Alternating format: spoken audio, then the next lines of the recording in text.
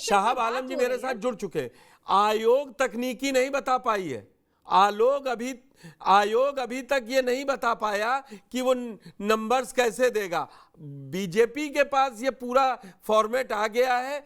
एक आपने sound bite सुनी, एक बच्चा क्या कह रहा था, एक बच्चा बच्ची सुनिए तो अब आपने टोका, मैं नॉर्मलाइजेशन के लिए टाइम, मैं उस बच्चे ने यही पूछा सवाल कि पहला प्रधानमंत्री कौन है, पहला लोकसभा स्पीकर कौन है, इसमें कौन सा क्वेश्चन टफ है, कौन सा नॉर्मल, इस पे अभी आयोग ने सफाई नहीं दी है। अगर आपके पास है तो मेरे साथ छात्र भी जुड़े हुए हैं ग्राउंड जीरो से, मैं बताऊंगा कि कम से कम नहीं आदरणीय पुष्कर सर, इसके ऊपर आयोग की पूरी प्रक्रिया और पूरी विज्ञप्ति आ चुकी है, जो कि अगर आपके पास नहीं होगी तो मैं भी आपको भेज दूंगी। मैं बता दूं वो आपको भेज दूंगी, नहीं मेरे पास है, है ना। तो लेकिन मैं आपसे दूसरी बात कह रही हूँ, देखिए छात्रों का आंदोलन महत्वपूर्ण है और हम लोग इस बात को, चूंकि मैं स्वयं छात्र संघ की देन हूं, तो मैं छात्रों की समस्याओं को व्यक्तिगत रूप से भी समझती हूँ और ग्राउंड पे भी समझती हूँ। ये प्रतियोगी छात्र हैं, ये किसी समाजवादी युवजन सभा, ये किसी एबीवीपी, ये किसी एनएसयूआई के नहीं है, ये अपने जिंदगी को बेहतर बनाने के लिए आज ये सड़क पे हैं। पुष्कर सर बिल्कुल प्रतियोगी छात्र हैं और प्रतियोगी छात्र 3 दिनों से धरने पे, लगातार प्रतियोगी छात्रों से संवाद चल रहा है। लोक सेवा आयोग के पदाधिकारी संवाद कर रहे हैं, लोक सेवा आयोग के सचिव संवाद कर रहे हैं और सरकार इस पूरे मसले पर लगातार अपनी दृष्टि बनाए रखी हुई है। और हमारे संगठन से लेकर सरकार के लोगों का, जिम्मेदार लोगों का वक्तव्य आ चुका है कि अगर छात्रों की, नौजवानों की कोई समस्या है तो समस्या को न सिर्फ सुना जाना चाहिए बल्कि उसके समाधान के लिए संवाद स्थापित किया जाना चाहिए। इसके लिए लगातार प्रयास किए जा रहे हैं। केशव प्रसाद मौर्य का ट्वीट 12 नवंबर का जो है, जरा उसको दिखा दिया जाए, फिर मैं पूछूंगा सरकार के कैसे। आपने अभी ओपी राजभर को सुन लिया कि वो सरकार के साथ हैं, उनसे मिल लेते तो काम हो जाता। आपने सुना, जिम्मेदार कैबिनेट मिनिस्टर हैं आपकी सरकार के, वो कह रहे हैं हमें दिया होता तो हम काम करवा देते। अब मैं केशव प्रसाद मौर्य का आपको बयान पढ़ के सुना देता हूं एक्स पोस्ट का।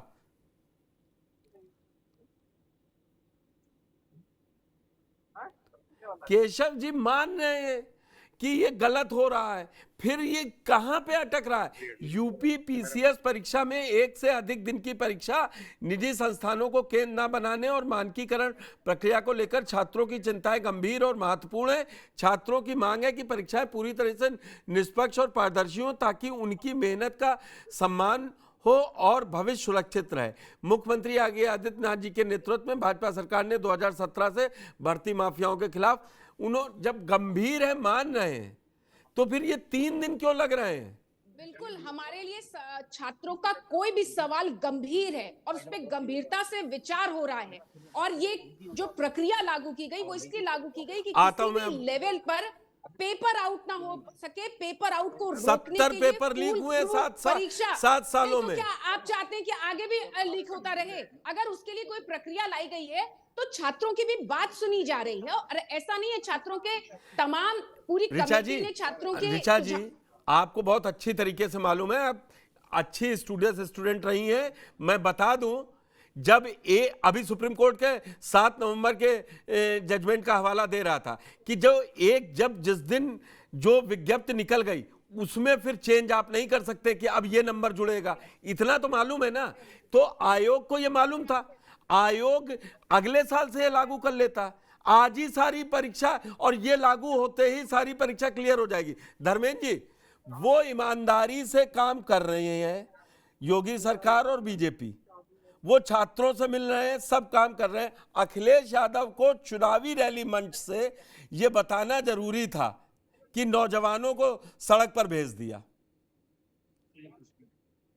उन्होंने दिलवाया याद कि अनिल यादव को याद कर लीजिए क्या था। ऋचा जी वो भी याद दिलवा देंगी अभी। नहीं, तब तो तड़ी पार को और जिला बदर को आयोग का अध्यक्ष बना दिया किया जाता था और उत्तर प्रदेश की तत्कालीन सरकार ने माना कि वो जिला बदर। मिल गया। सुन लीजिए जी पुष्कर जी, नौजवानों की समस्याओं के साथ और नौजवानों के साथ खड़े रहना समाजवादी पार्टी की परंपरा है।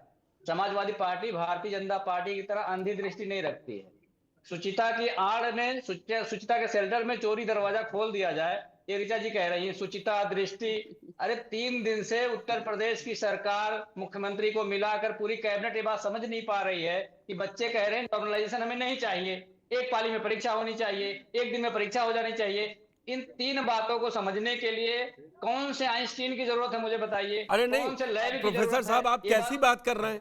आपको नहीं मालूम है वो किस प्रक्रिया के तहत नॉर्मलाइजेशन रूल लागू किया? कम से कम एक मतलब आप सार्वजनिक जीवन पे मंच पर बोल रहे हैं, वो आपको नहीं मालूम है किस किस कमेटी की वो गाइडलाइन को फॉलो करा जा रहा है, कोर्ट के तहत क्या किया जा रहा है? मैं वही कह रहा हूं, ये 2025 से भी लागू हो सकता था। नहीं नहीं, अब सुन लीजिए, मुझे 2025 से क्यों लागू हो सकता है मुझे बता दीजिए। नॉर्मलाइजेशन में दुनिया का ऐसा कोई किताब नहीं है, दुनिया का ऐसा कोई फार्मूला नहीं है जो न्याय कर सके। पुष्कर जी, आपके चैनल के माध्यम से मैं जिम्मेदारी से कह रहा हूं, दुनिया का कोई आदमी ये नहीं कह सकता कि नॉर्मलाइजेशन बाइस्ड नहीं होगा, निश्चित रूप से बाइस्ड होगा। अब वो आयोग करना चाह रहा है जिसने आरओ एआरओ की परीक्षा में 50 आंसर शीट बदल दिया था। नहीं, पीसीएसजे में हाँ, पीसीएसजे में हम आपको बताएंगे, आप चिंता मत कीजिए। बिल्कुल, पीसीएसजे में 50 कॉपियां बदली गई, माननीय उच्च न्यायालय में जाकर के इन्होंने कॉपियां दिखानी पड़ी और ये बात आयोग को मानना पड़ा।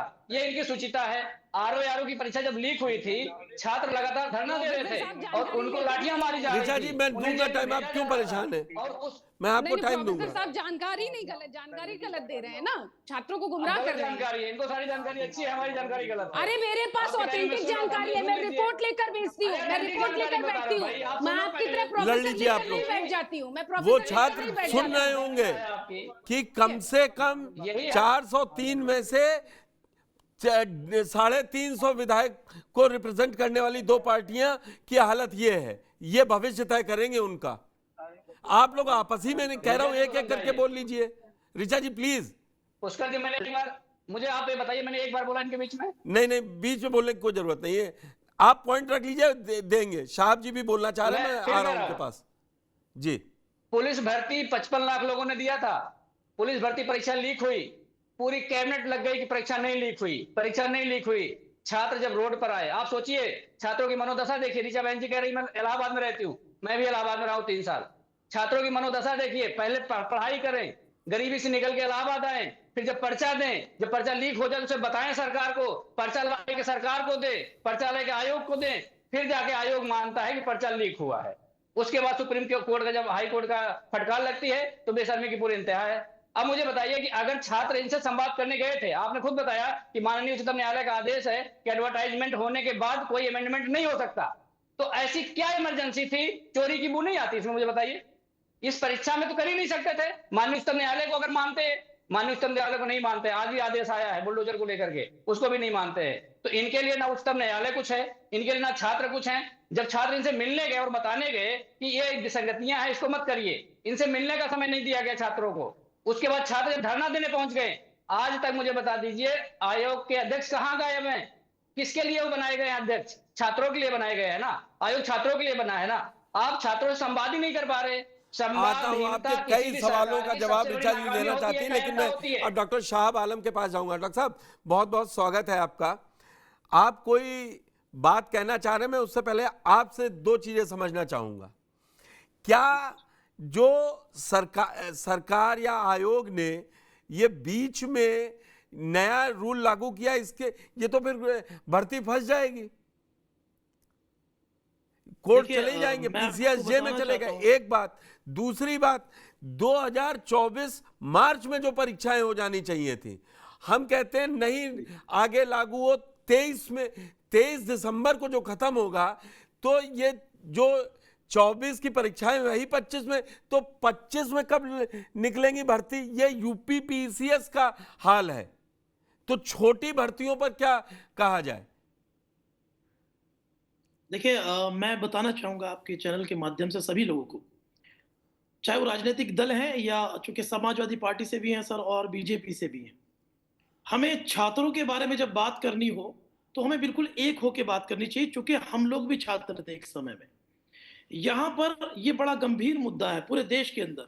जब छात्र सड़क पर आ गए तो आप ये सोचिए कि ऐसा क्या चीज है, ऐसा क्या काम है कि जो आप छुपा रहे हैं। मैं किसी सरकार पे इल्जाम नहीं लगा रहा हूं, छात्रों को सड़क पर आना पड़ा है। ऐसी कौन सी इमरजेंसी आ गई थी कि आपको चीजों को चेंज करना पड़ा? आप अगले साल योजनाबद्ध तरीके से कर सकते थे। जिन्होंने तैयारियां कर रखी हैं, तो कहीं ना कहीं बच्चों के साथ ये खिलवाड़ हो रहा है। पूरा देश इस नाटक को देख रहा है। यहाँ पर मैं किसी भी राजनीतिक दल के ऊपर कोई एलिगेशन नहीं लगाना चाहता हूँ। बस इतना कहना चाहता हूँ कि देश का जो भविष्य है वो छात्र है, और आज देश का भविष्य सड़कों पर है। और वो वजह कौन है, किसकी वजह से वो सड़क पर है, ये सोचने का मुद्दा है। अब यहाँ इस पर राजनीतिक पार्टियां अपनी अपनी रोटियां सेक सकती हैं, लेकिन मैं एक शिक्षाविद होते हुए ये कहना चाहता हूं, पूरे देश से निवेदन करना चाहता हूं कि छात्रों के बारे में कोई भी फैसला लेने से पहले ये सोचना पड़ेगा कि ये बड़ा गंभीर मुद्दा है, क्योंकि वहां पर छात्रों का भविष्य जुड़ा हुआ है। आज मैडम रीजा जी कह रही थी कि हमने सब कुछ तैयार कर लिया है, हमने सब कुछ रेडी कर लिया है। ठीक है, आपने पूरा सब कुछ रेडी किया, लेकिन सवाल यहां पर यह है कि परीक्षाएं अब सामने हैं। आपका वो मैनिफेस्टो जो कुछ है वो बच्चों के पास कब पहुंचेगा, वो कब उसको अपीयर करेंगे? ऐसी कौन सी बात है जब हम बड़ी बड़ी सरकारों के लिए चुनाव एक साथ कर सकते हैं, तो ये परीक्षा क्यों नहीं कर सकते? और ये परीक्षा डायरेक्टली देश के प्रशासन को स्ट्रांग करती है। तो कहीं ना कहीं छात्रों के हित को देखते हुए सरकार को सही फैसला लेना चाहिए और राजनीतिक दलों को समर्थन करना चाहिए छात्रों के हित में।